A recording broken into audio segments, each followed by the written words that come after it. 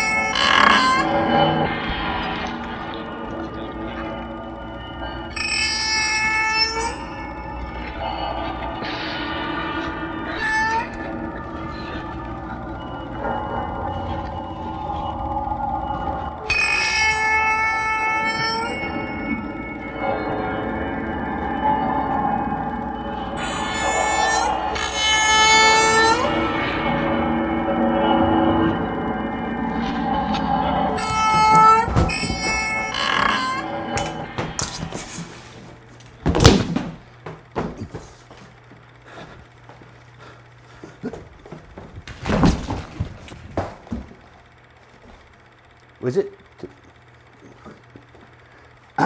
Welcome to the spooky soiree.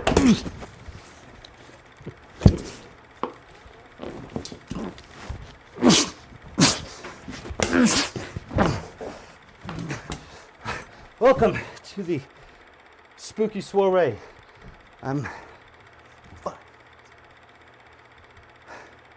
Bob Singleton. On behalf of Studio Players and CFZ Productions, I want to welcome you to the Spooky Soiree, sponsored by Context Financial. We have a lot in store for you tonight, and I don't want to take up too much of your time, and I've got a thing. So just want to say how happy we are that you have joined us tonight for this further experiment in virtual entertainment and remote production and remote presentation. It's been a lot of fun coming up with this and putting it together. It's for folks who enjoy Halloween. There's chances to participate, or you can just sit back and enjoy the production, enjoy the goosebumps, and enjoy the entertainment. And that's all I have to say. So I think we'll send it now over to your haunted hostess, Allie Darden, at the Halloween headquarters. Enjoy the show.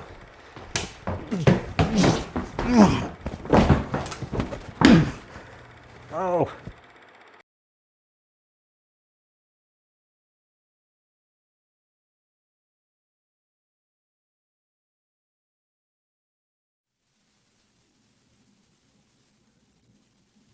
Oh, hi.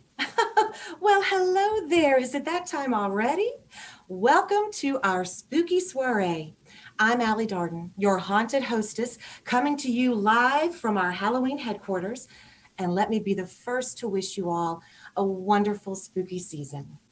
I got to tell you, this autumn season has been so gorgeous in Lexington, with the leaves so gorgeous and vibrant and colorful. But tonight, it's looking like a thunderstormy October evening, and the ghouls are starting to get restless. You know, since it is Halloween, I can't help but wonder what it's like in Haddonfield tonight. Now, let me check with my old friend Michael Myers and see what the weather's like in his hometown. Oh, you don't worry. Mikey and I go way back. Michael, can you let us know what the weather's like in Haddonfield? keep your eyes on the chat box because Michael Myers will be posting updates all night. Anyway, thank you so much for being with us. We have a fabulously frightening night lined up for you with live and recorded readings, performances, music, a scavenger hunt, a costume contest, and a surprise celebrity guest.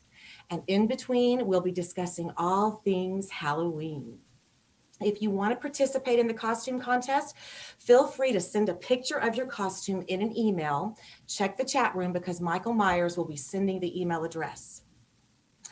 Speaking of all things Halloween, I would like to share a spooky recipe with you tonight. My signature cocktail for the evening is the Wicked Apple. And if you want to make this at home, it's just cranberry juice, a little bit of vodka, a little bit of apple pucker, a little bit of butterscotch schnapps, and then top it off with ginger ale. And I have a little cherry in there to make it pretty. It tastes just like a caramel apple. That makes it extra fitting to drink during the spooky season and especially tonight. Well, I'm feeling spooky already. So on that note, pour yourself a glass of whatever you're drinking. Sit back, relax, and get ready for our first two portions of the show, which will be a live reading and a video reading. But hey, enough of my yapping. Let's spooky.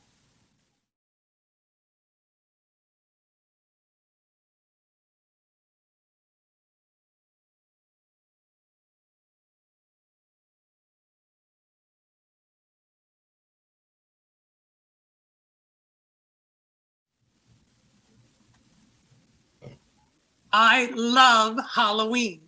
I always have, and I always will. In our house, we begin our Halloween observations early, and we have just enough decorations to err on the right side of creepy. But some may ask, what is the Halloween appeal? Like the Grinch, I puzzled this puzzle. I plopped on my couch, and what to my wondering eyes should appear but our great pumpkin figures and the whole Peanuts gang. Who else to answer my queries but Linus? Not since the Sorting Hat has there been such a sage and prolific thinker. And pop, just like that, I apparated into memory so thick you would think I had cannonballed into Dumbledore's Pensée. There was the swirling, a CBS special presentation opening, heralding the arrival of Linus's most sincere pumpkin patch.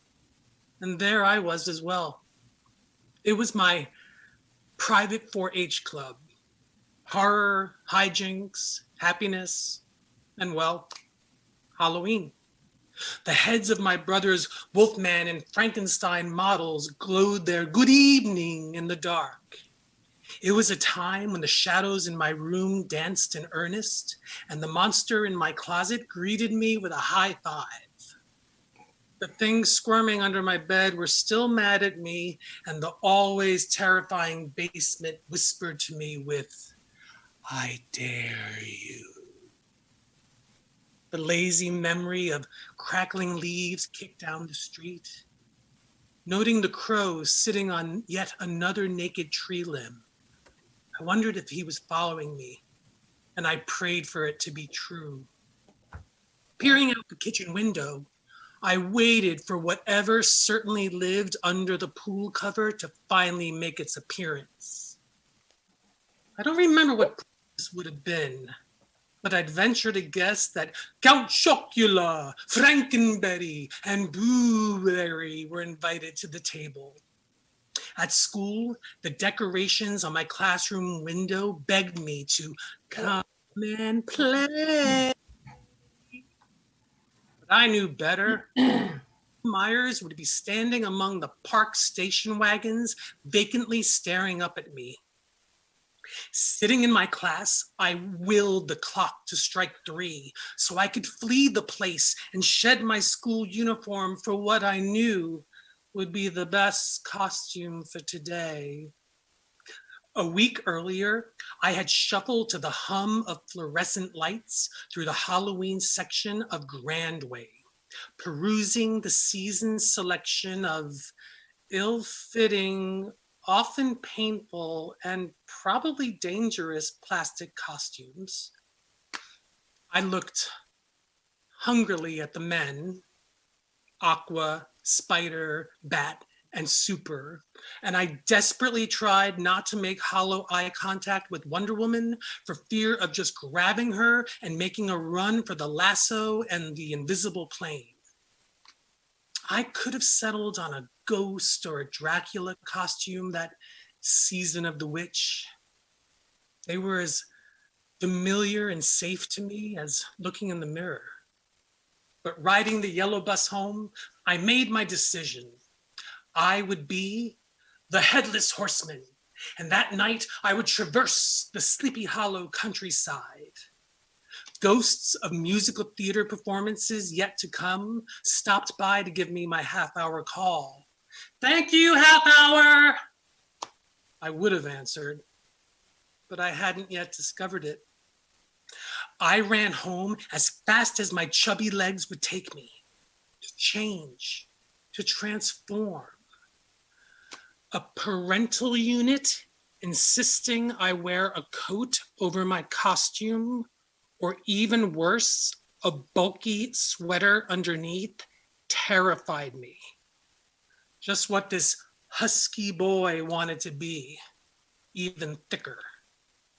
But I escaped, and that night I was the phantom behind my mask, lifting my chin to take in air like a goldfish. Like some slowly suffocating peeping Tom, my mind instantly took a picture of each new kitchen and living room as my neighborhood doors yawned open. What secrets do they keep? Door by door, I returned my head to its resting position and fogged my face once more with artificial scented breath. Okay, math was no friend of mine, and I knew it must come from some far distant mocking planet, but man, if my childhood self couldn't calculate where the pickings would be prime and how best to navigate the neighborhood. I was Magellan when it came to Halloween. I was like some evil city town planner. After at least a dozen houses, the internal turmoil of just what do they expect me to do with this UNICEF money weighed down my bag like Charlie Brown's rocks. Now, I knew the answer. It goes without saying. It goes back to UNICEF, fool. But to my tween, sugar-ravaged mind, having just pillaged my neighbors of their goods, those pennies, nickels, and dimes were part of my well-earned booty, matey. Arg! I should have been a pirate that ill-fated year. I tore open that little orange box like some crazed, seasick crocodile. I tell you, this is a cautionary tale, good people. Send us out at Easter in fluffy ears and a tail with that little orange box. Or at Christmastide with scarves and frozen fa-hoo, fa-rays, ta-hoo, ta-rays. But don't ask a child to be magnanimous on All Hallows Eve. It's inappropriate, impossible, and frankly, somehow impolite. The Jekyll and Hyde speed with which my brother and I went from cherubic children to the Gringotts goblins while dividing the evening spoils was dizzying. The unspeakable delight that night was watching each beloved candy bar that one by one cliff-dove from the fingers of a Mrs. or a Mr. into my starving pillowcase. And a cold chill blew over me each time I saw an almond joy make its way past the velvet rope into my exclusive club. I never felt like a nut. And of course, there was the utter confusion with each falling apple and the distress brought on by the newly arriving coins that I knew would never be reunited with their kin in that little orange box. I was the rare child who relished mounds and dark chocolate, and I kept those cards tight to my chest, even feigning interest in the candy who must not be named, circus peanuts. I was a pro, and I lined up the candy that moms like mine seem to like, the Mary Janes, like little coffins. They were for her.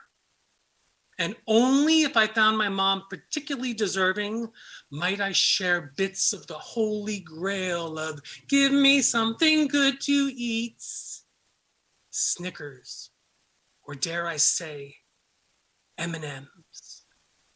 I was a conquering hero, a vanquishing Viking, and visions of saccharin and lactose danced through my giddy head as it gently rested on my pillow. My hands were stained with imaginary blood, and I was truly, madly, and deeply happy. It was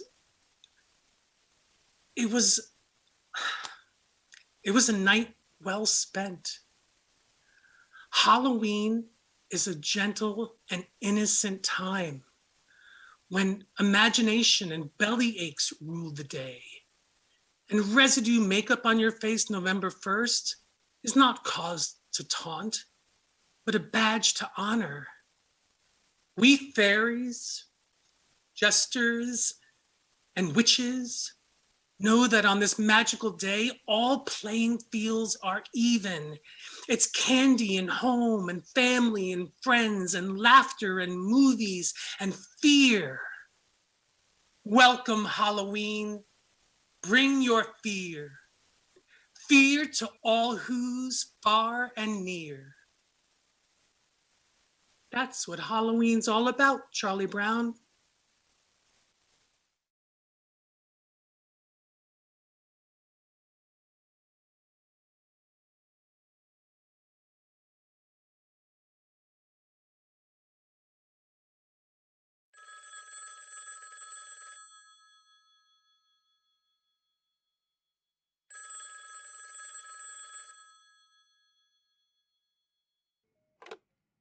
Hello?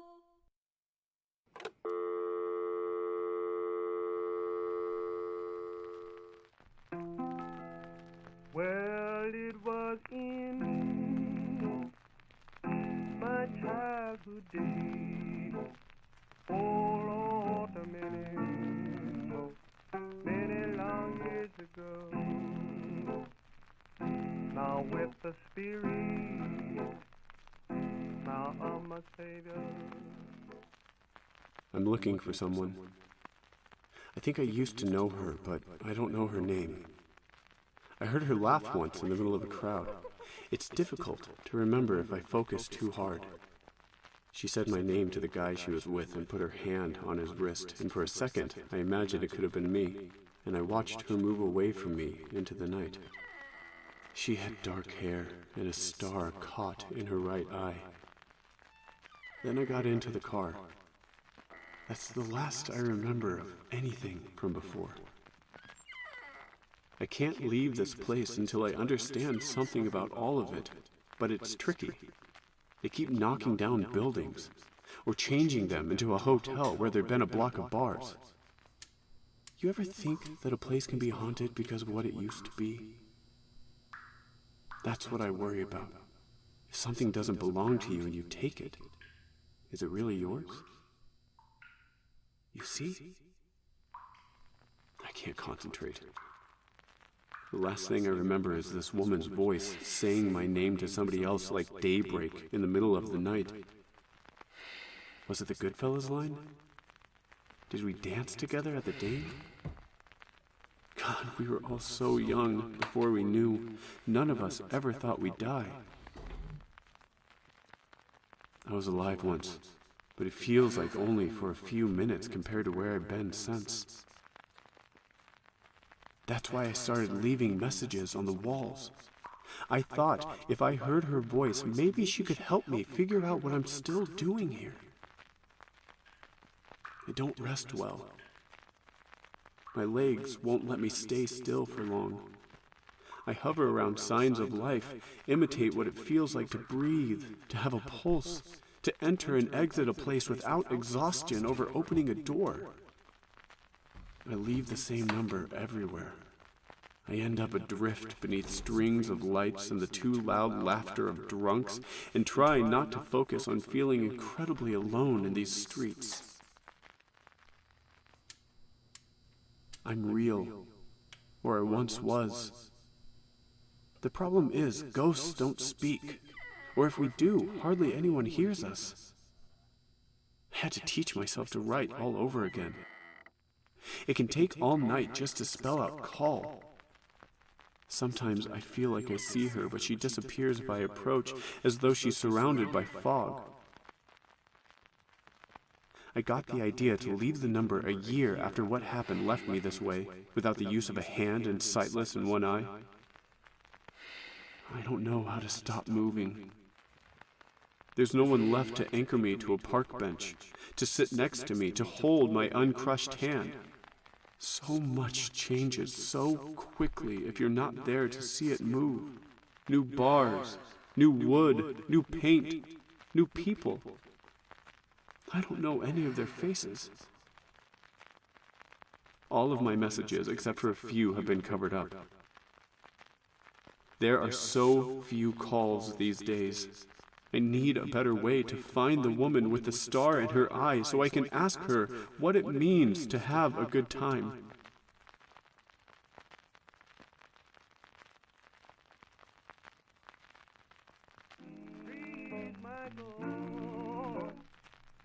I hear them still in that little that wooden church house out on a hill.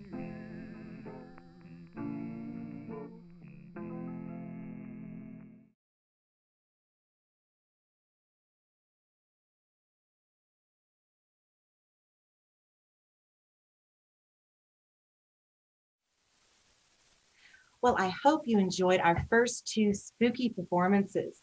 I know I did.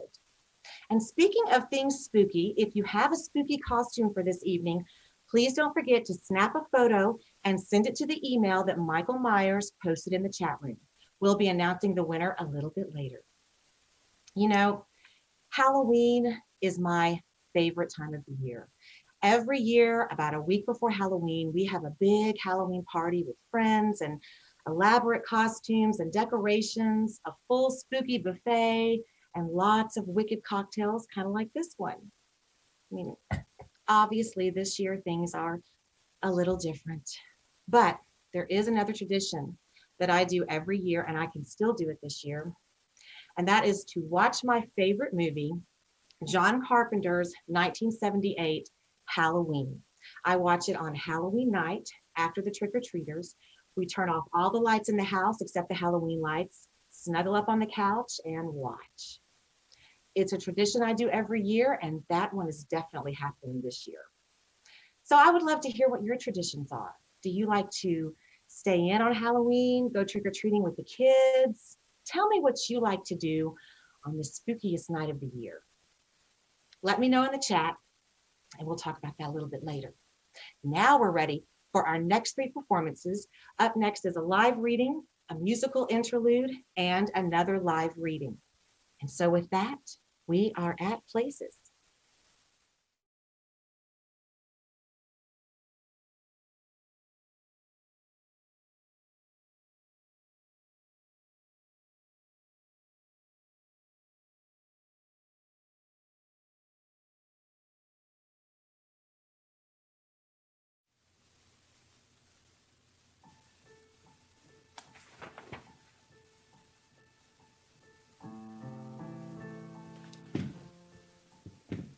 I recall sitting beside her as she mourned. My damp, sweaty hands reached out for hers. But there was a gulf between us, a chasm that divided my devotion from her grief, kept us separate. I recall the look on her face, the red swollen puffiness of her eyes, the trail of tears that ran down her face. I recall reaching out to comfort her, to wipe the tears from the eyes that had seen me at my best, worst, most vulnerable. Those eyes that had seen me. I recall how she smiled when I danced Sam's rhythm, smirked when I snorted when I laughed, frowned when I threw a tantrum because she wouldn't let me have my own way. I recall how she held me when sickness devoured my lungs. As my breath became more shallower and less frequent, the slow rising and falling of my chest caused her to make a brave face for my sake. I recall the lingering warmth of her lips as she kissed my forehead, my cheeks, my own lips as my last breath fled my body. I recall she didn't notice me sitting next to her at my own funeral. I reached out. I mourned for all that could have been. I recall reaching out, never connecting, never making contact, but longing to comfort because I'll never leave her side.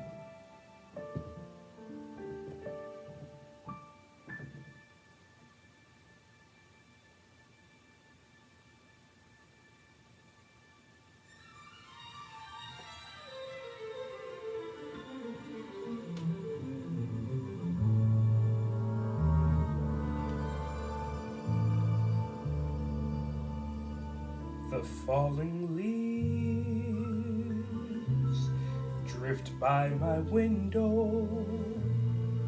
The autumn leaves of red and gold. I see your lips, the summer kisses, the sunburned hands I used to hold. Since you went away, the days grow long, and soon I'll hear old winter's song. But I miss you most of all, my darling, when autumn leaves start to fall.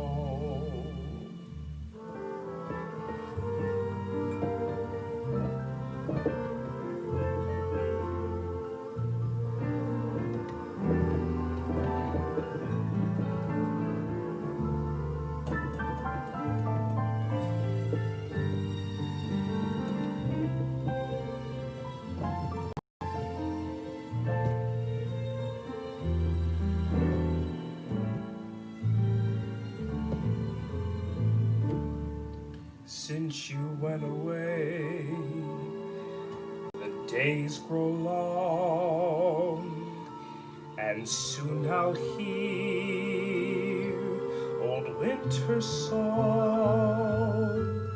But I miss you most of all, my darling, when autumn leaves start to fall.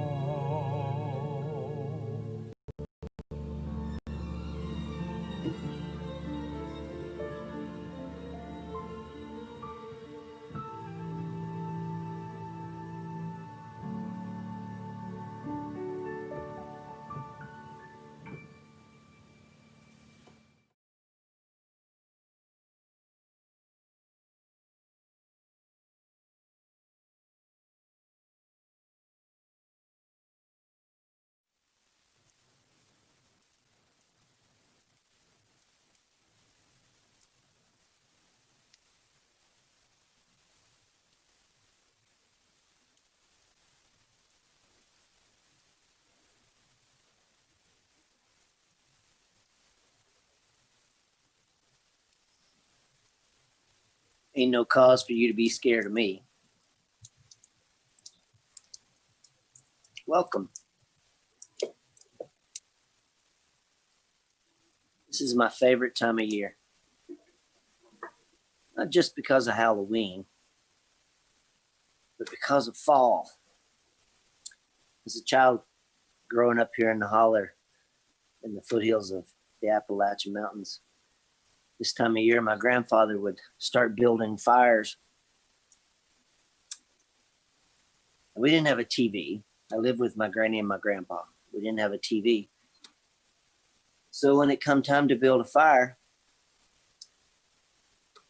we would sit around the stove and listen to the adults talk, tell stories.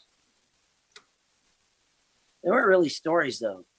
It was more like recollections, memories of things that they'd experienced in their life. And they would tell real stories. But close to Halloween, my grandpa would always tell us a tall tale. And you never could tell if it was the truth or just one of his stories. But I remember one that he told us. There's a place called White Bridge, just down the road. And the story went that there was a young lady, a young girl, who'd been out after dark. And she was walking home. And she was crossing White Bridge. And she disappeared. And she disappeared for a while. She was gone. Well, when she came back, everybody was excited that she come back. They were happy that she was safe. But in just a little while, she realized she was pregnant. Now, nobody knew what happened to her, who had taken her that night. Well, she was scared and more than likely did not want to have the child of the person who had taken her that night. But she didn't have a choice. So the baby was born. But she was a young girl and it was very troubling. And they say that she took the baby and she put it inside of a lard bucket. And she went back to White Bridge and she threw it over the edge of the bridge. Now, for years after that, people would say if you went down there in the middle of the night, you could hear the lard bucket falling through the trees and then splashing in the water. And then you could hear the baby cry. Now, when I was a child, my grandfather, if we were coming back from town or something, he would always make my granny slow down on White Bridge. And it wasn't just at Halloween. And we would get so scared.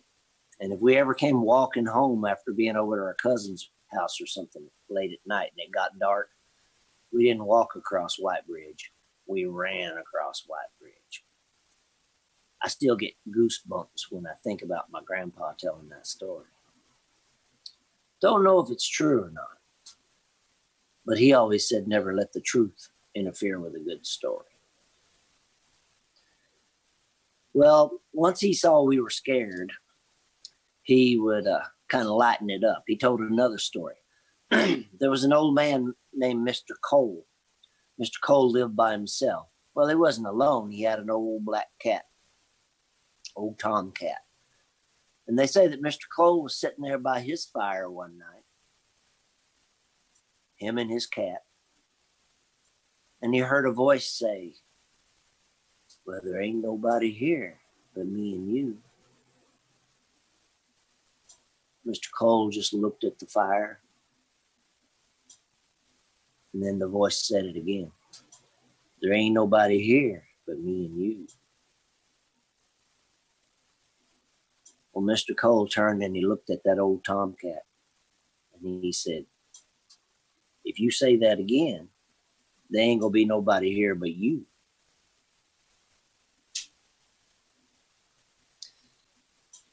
I love my grandfather's sense of humor. Never was really big on being scared. But anyway, growing up here in the holler, I lived with my grandparents, like I said. When I was about 5 years old, my grandmother got sick. And they took her to the hospital. And she never came back. She died that night. But after that, when my grandfather and I would lay down to go to sleep at night, he had this ritual. He didn't pray. He called it talking to Jesus. And he would lay there in the bed and talk as if Jesus was in the room with us. We'd lay there in the dark. And my grandfather would talk about the day, the things he was grateful for. And he would always add to it that he would tell me the story that my grandmother said on her deathbed. I want you to go home and take care of that boy. And he did. He took care of me. He would also end that ritual by saying, ain't no cause for you to be scared of me.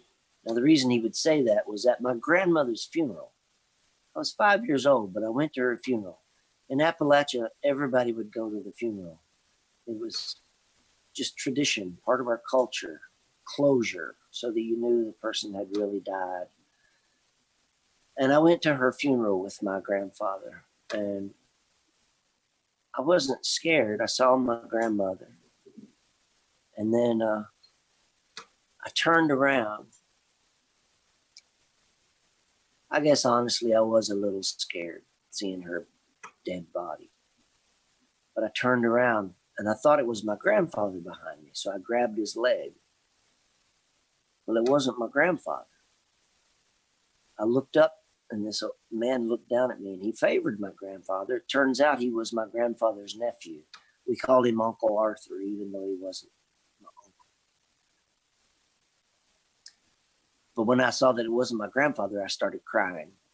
And Uncle Arthur reached in his pocket and he gave me a silver dollar, which I still have. But my grandfather came and got me. And then from then on, when he would do his little ritual at night, he would always add to it, there ain't no cause for you to be scared of me when I'm dead. Being a little boy, I would say, oh, Grandpa, you ain't never gonna die. And he would say, oh, yeah, I will die. All of us die. Old trees die. Seasons die. Well, anyway, years passed. And when I was about 13 years old, I was coming home from school. And back then, the school bus would drop us at the top of the head of the holler. And we had to walk in the gravel road. And I was walking home from school. And my Uncle Tommy was coming out of the holler in a car. And he looked very worried. He stopped and he said, Mitch, you need to go home and be with your daddy.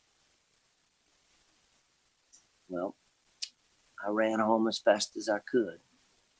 And when I walked in the back door, there stood my father and he was crying. He was very upset. And he looked at me and said, my daddy is dead. Now, my grandfather was more like my daddy because my daddy was young and he worked all the time. So I spent most of my time with my grandfather. But I saw my daddy different that day. He was a little boy and his daddy was dead. It was my grandpa, who I loved very much, but I saw how upset my dad was, so I didn't really have time to mourn. I just comforted my dad. Well, we did the funeral. I went to the funeral and I wasn't afraid. And I saw my grandfather and I came back. Maybe a week after that, maybe 2 weeks, I'm not sure. I was laying in my bed and in the middle of the night, I heard my grandfather calling my name. He said, Mitch, Mitch. Well, I thought I was dreaming and I kept answering him. What, Poppy? That's what I called my grandfather. I said, what, Poppy? And he would say it again. Mitch. And I said, "What, Poppy?" And I woke myself up. I was sitting up in my bed saying, "What, Poppy?" And then I could smell my grandfather's pipe tobacco. He always smoked a pipe. And it was coming from over near the window. So I walked over to the window and I looked out. And in the yard, there stood my grandfather smoking his pipe. And I said, "What?" But he didn't hear me. I said, "What, Poppy?" And my dad came into the room and he said, "Mitch." And it scared me. And I turned around and I said, "Daddy, you scared me." And my daddy looked at me and he said, "Ain't no cause for you to be scared of me." Well, that's my Halloween story. I reckon I'll go back to my fire. Y'all be good to each other. Enjoy this season.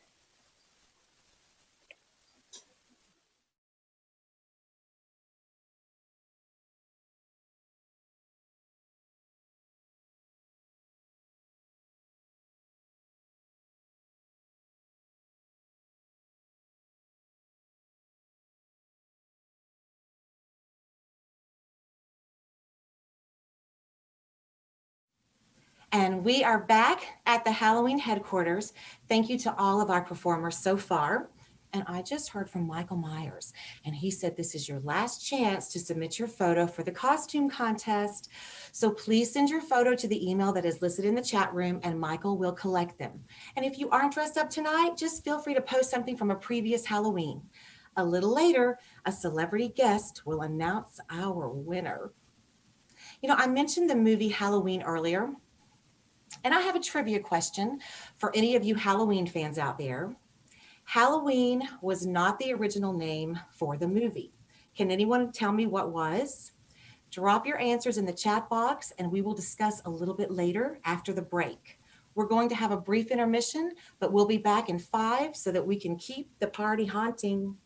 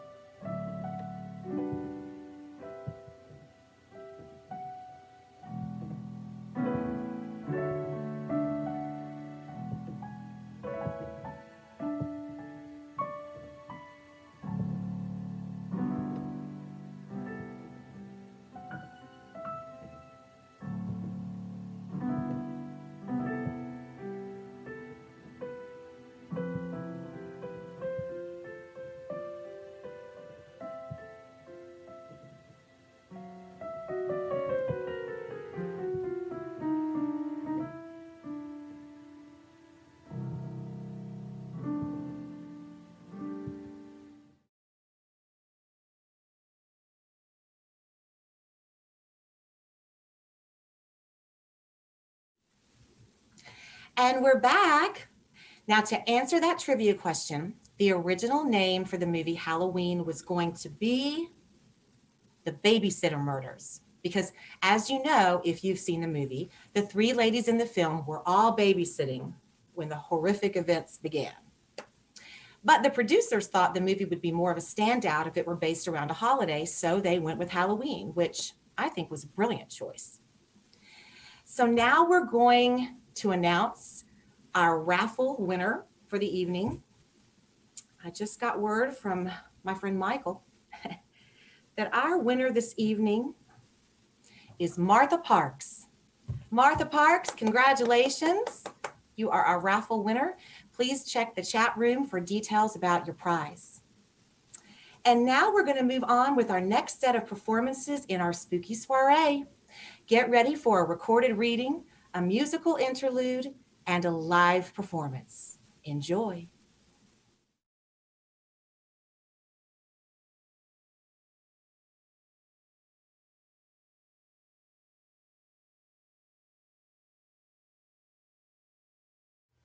The voices begin 3 days before someone is to die. The coffin maker wakes up covered in sweat. He has been talking in his sleep again, his wife says, in the language of the dead. He looks at her under the waning light of the candle. Edna's face is pallid and lined with a liquid transparency. Dark circles nestle under her eyes. He kisses her cheek and goes to work in the middle of the night. The coffin must be of mahogany. He knows that already.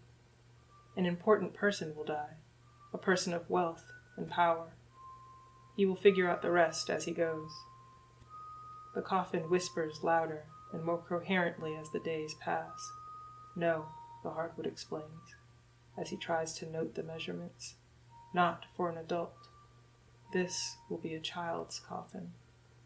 He clenches his fist and his head stoops more than usual, but he keeps on with his work. All this time, the coffin maker is locked in his basement alone. Only once a day does his wife come downstairs to bring him bread and tea. She caresses his hair and leans over his woodwork. She covers her mouth with a handkerchief. A stain of blood taints its whiteness. "Go rest, Edna," he whispers. "You are sick." The client comes on the second day, as the coffin maker picks the coffin's fittings. They are shaped like golden doves that fly towards the sky, albeit wounded. Seems most appropriate. She is wrapped in a red velvet shawl and smells of expensive soap. The coffin cuts in. She is the mother. She sits on the only chair he keeps in the basement. He offers her tea, but she refuses, politely. When she lowers her shawl, the coffin maker recognizes her. Mrs. Griggs, the merchant's wife. She is upfront about it. Her son is dying, she says. They won't be long. Surely, he knows. She points at the expensive casket on his workbench. The coffin maker's face tightens. Please, she says. My boy, my beautiful, fragile boy. Her voice breaks, but she retains an air of pride people of her class naturally have, even when they are begging. She offers him gold, double, no, triple what her husband will pay for the coffin. He doesn't even have to do it himself. She has people. They will take the coffin and turn it into kindling. Then her boy can stay with her forever. He won't face the darkness. The coffin maker avoids the woman's stare. It's against the law, he says, trying to sound stern. He wishes it were that easy, that the woman would bow and apologize for the disturbance, then open the door and leave. But she stays there, with her red eyes, her pouch of gold. I won't put my boy in the ground. The coffin maker sighs. She is not the first to ask him this, and she won't be the last. She doesn't know what she is asking, though. That's the reason there are laws about this. The dead must be allowed to rest. Follow me, madam, he says. The woman gives him a perplexed look, but gets up and follows him upstairs. His walking is slow, burdened. Hers is light and rhythmic, more like dancing. He can hear her heels tap-tapping on the stairs. He gestures towards the closed door at the back of the house. Darling, is that you? Edna's voice comes from inside. The smell as they approach is putrid. The woman brings a scented handkerchief against her nose. He stops in front of the door and turns to face her. Mrs. Grigg pauses and takes a step back. I don't want to go in there, she says with unease. He opens the door wide and lets her peer inside. Even in the half-darkness of the closed drapes and the candlelight, she can see the unnatural shape, the empty eyes. The handkerchief falls to the ground and Mrs. Grigg flinches. A muffled scream escapes her lips. I'm sorry, the coffin maker says, but she is already on her way out. It's late, and the coffin maker has to finish the job. He has to varnish the casket. Tomorrow, the child will die, and once he is in the coffin, it will finally fall silent. But the cherrywood pile he keeps buried in the basement will never leave him alone.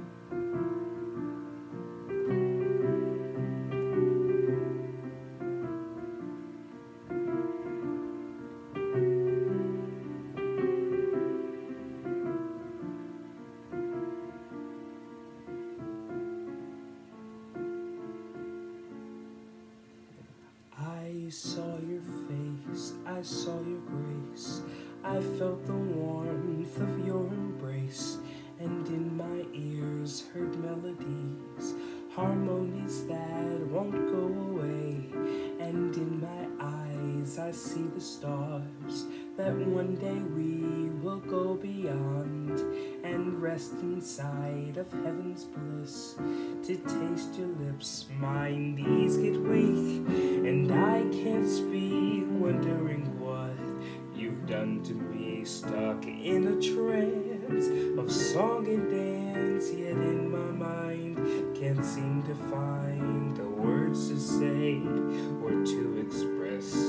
Is this fear or happiness? Now I see what's happening. Please set me free. Cast a spell on me.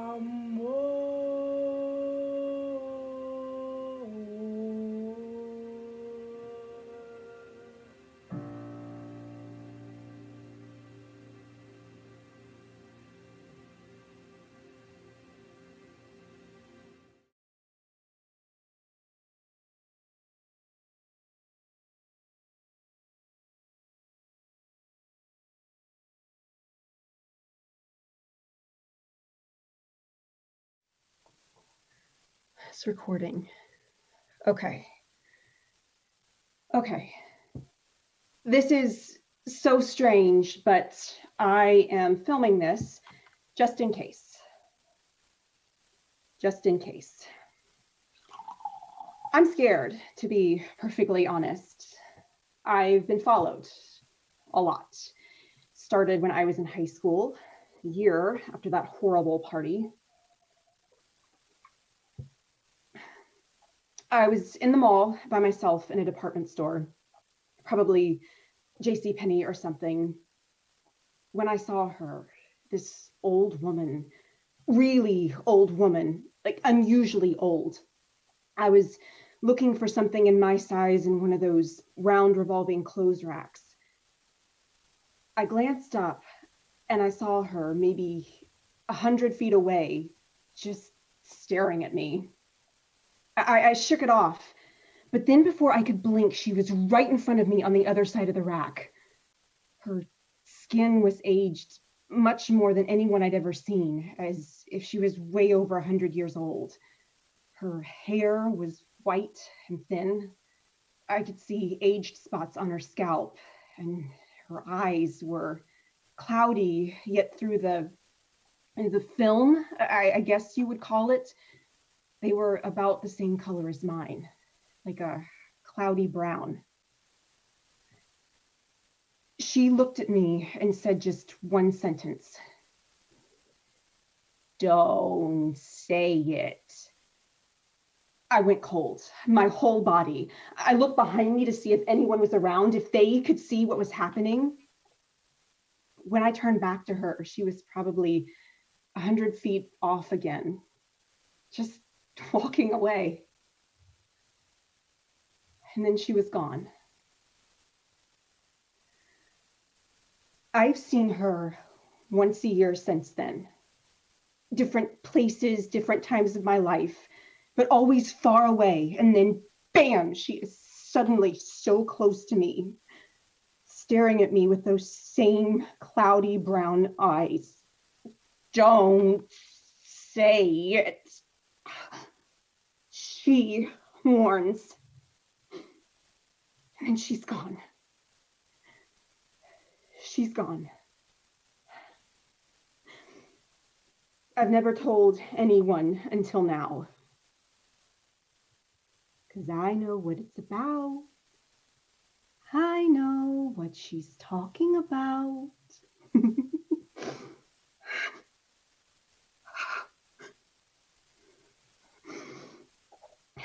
Yeah, it was 20 years ago today when that party happened. That horrible party. The one with Jessica. I didn't know her that well. She rarely came to school. And when she did, she wore the same tattered outfit. Her hair was messy. overly grown. She didn't look like she was able to take care of herself. She lived in this old abandoned house with no electricity, no hot water, or so we assumed. Nobody ever saw her parents. Some think now that she didn't have any. Every month or so, I would see her in the halls, but we never talked. We never had a reason to. Until that night. That night, Jessica was invited to a party that one of my friends was having. I've got to be honest, it was weird and awkward. My friend didn't want to invite her, but her mom made her.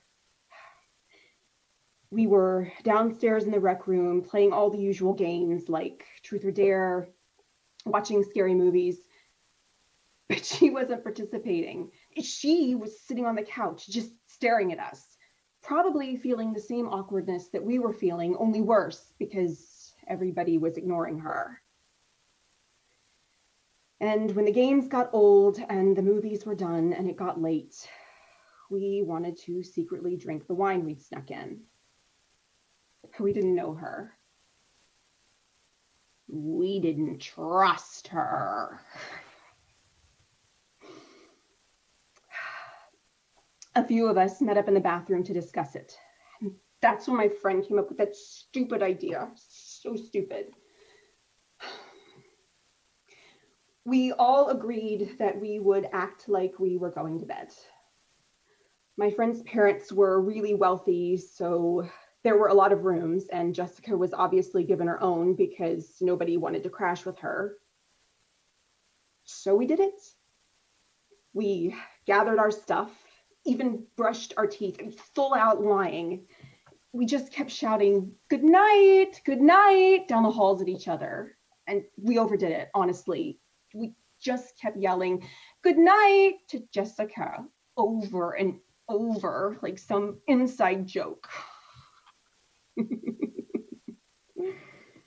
That wasn't so much a secret anymore. It's just way too much acting, obnoxiously too much. But Jessica went to bed. We all did. Pretended to, at least. We waited about 15 minutes, and then we snuck back downstairs to the rec room. We opened the bottles of wine.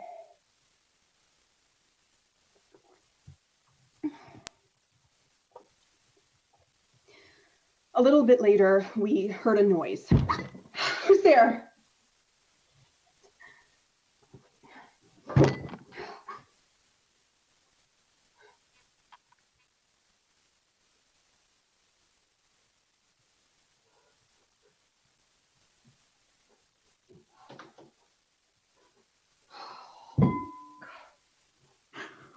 Okay, a little bit later, we heard a noise and we froze. Silence. But we were getting drunk, so a few of us giggled and a few of us hushed the others to remain as still and as quiet as possible. We didn't hear the noise again. And that was it.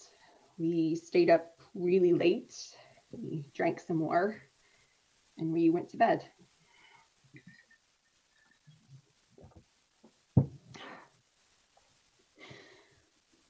The next morning, we stumbled into the kitchen, ate some breakfast, but nobody saw Jessica.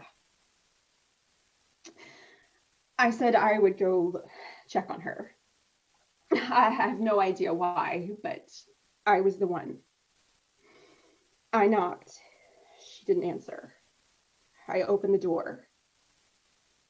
I saw that the bed had been moved. And then I saw Jessica. She had hung herself from the ceiling fan. That noise that night had been her. She saw what we did. And she killed herself because of it. Because of us. Oh. The This morning, I was walking my dog, and as I was crossing the street, I was watching him close and keeping him tight to me because he doesn't like traffic. And I was looking down, but that's when I felt her presence again. I looked up. It was the old woman. Same one I have been seeing for years. She was up the hill from me. I looked down at my dog to help him up onto the sidewalk. And just like always, she and I were face to face again. Same hair, same weathered face, same cloudy brown eyes. Don't say it, she warned. I looked down at my dog. But he didn't see her. And when I looked up, she was gone.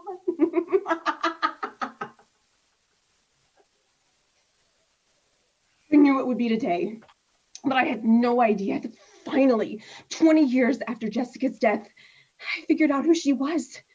The old woman. Today, someone posted that old age app. You know, the one where you put your picture in and it shows you what you look like when you're old. I pressed the over 100 years old button. And it was her. It was her. But also me. It's me. I'm the old woman. I'm the one who's been warning me. It's always been me, telling myself not to say it. And I know exactly what but she doesn't want me to say. When I saw Jessica hanging that morning, there was something about her face, like it wasn't over. I don't know how else to describe it. It's like it was the beginning and not the end. And if that old woman is me, then I need to know why. So I'm filming this. Just in case.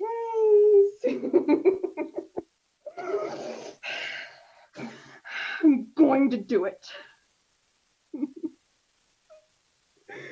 I have to do it. I'm going to say it. Going to say it.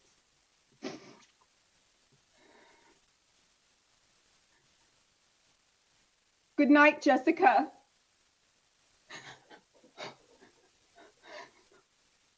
No!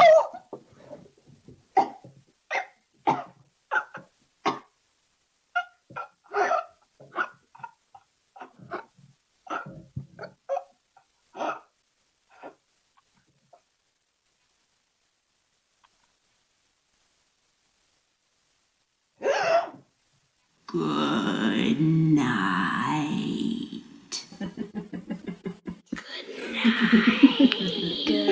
Good night.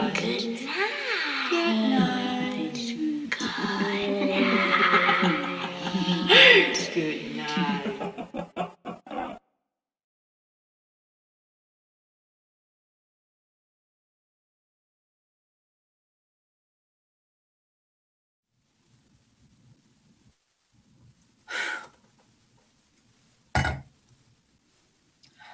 Well, that was terrifying. But on a much lighter note, Michael Myers has let me know that the costume pictures have all been submitted and the results are in. The winner will be announced very soon. Here are the photos that were submitted.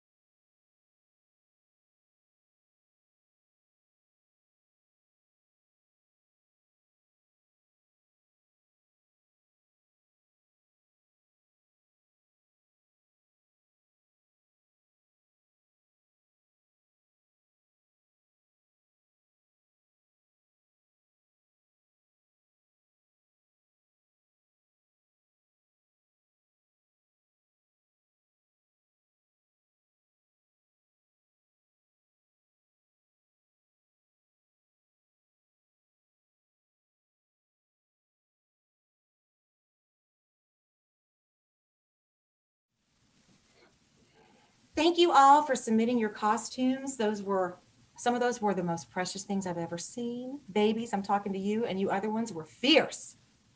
And now we're ready to announce the costume winner.